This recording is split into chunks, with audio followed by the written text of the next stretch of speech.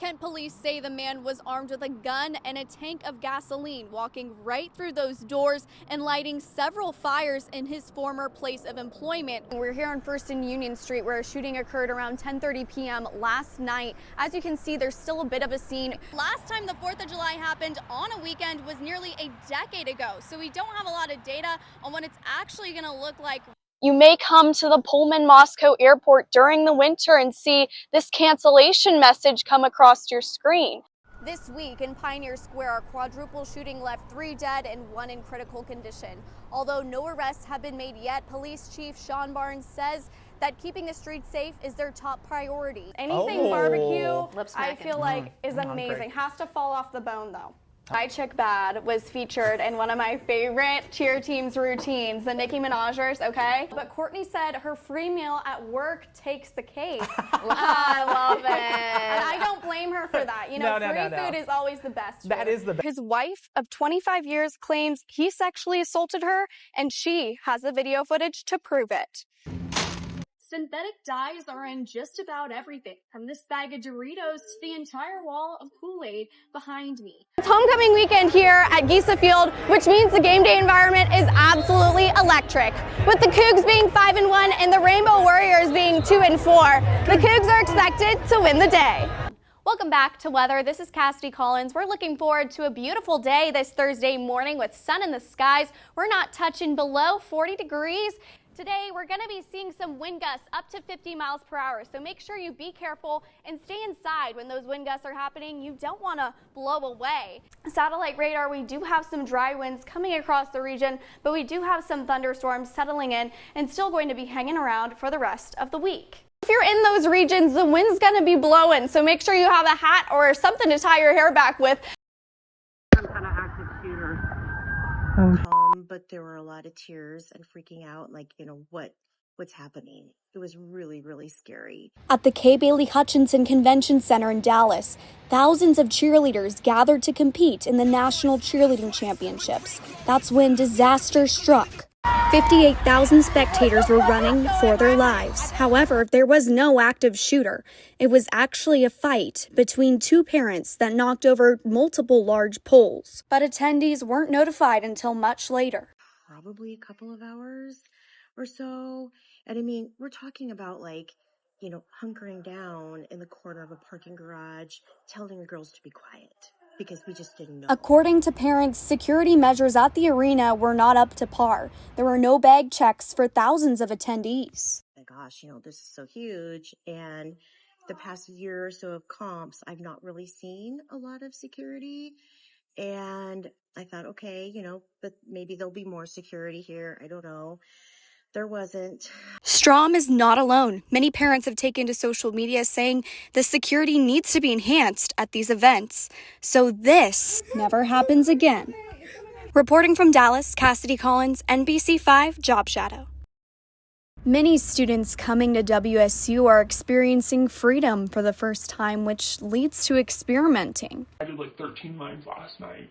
Or like I did, or like sometimes she'd be like, oh, my heart hurts because I did so much like cocaine and it was definitely like laced with Adderall. This student, a former member of Greek life, remaining anonymous to protect her identity, has witnessed cocaine use from her closest friend to sorority sisters. She says it's common in Greek life. Fraternities over sororities, definitely. I guess like AGD, not as much as AFE, but like there's like KD potentially as much as like AFE will, but I just don't know all the girls like that.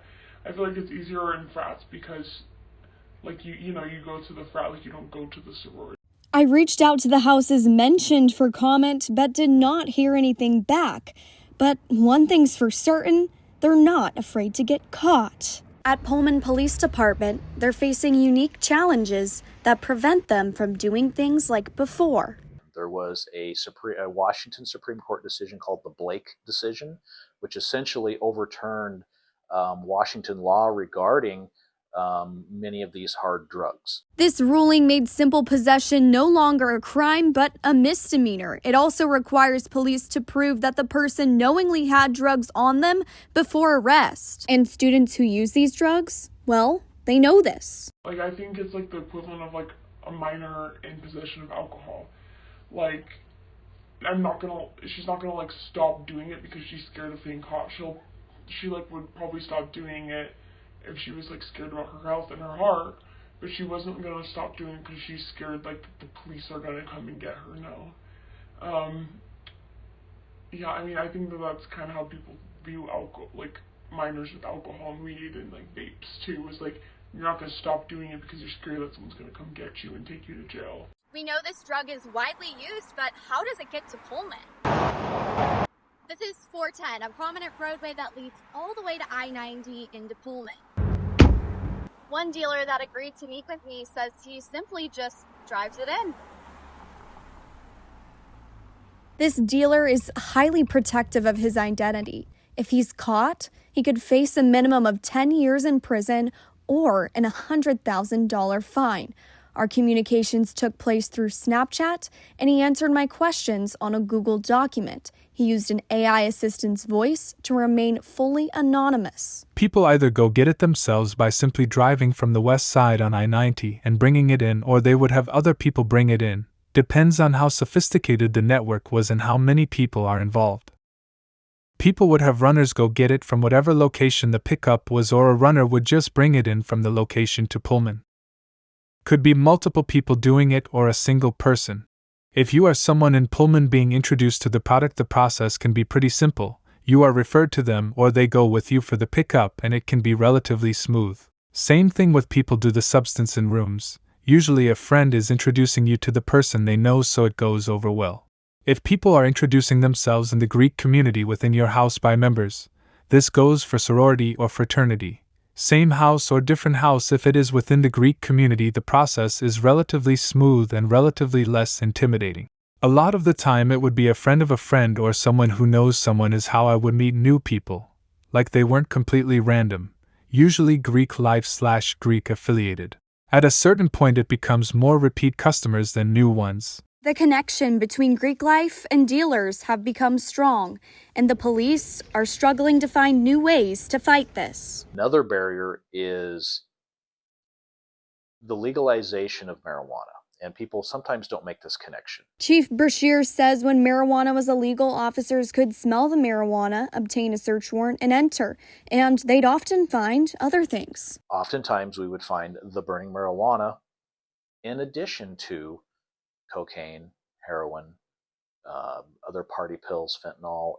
Brashear says since these arrests were usually young people, they'd give them an opportunity to come off scot-free as long as they worked for the drug task force. These students would get 3 buys, and then officers would go after their supplier. That was a strategy, and it was very successful, and it can still work, but it is not the commonplace now because, for one, we don't have nearly the groundwork happening because marijuana is not illegal.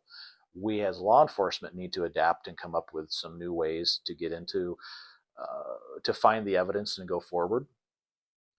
Something that would be helpful, and it's difficult in a tight-knit community like the Greek community in particular.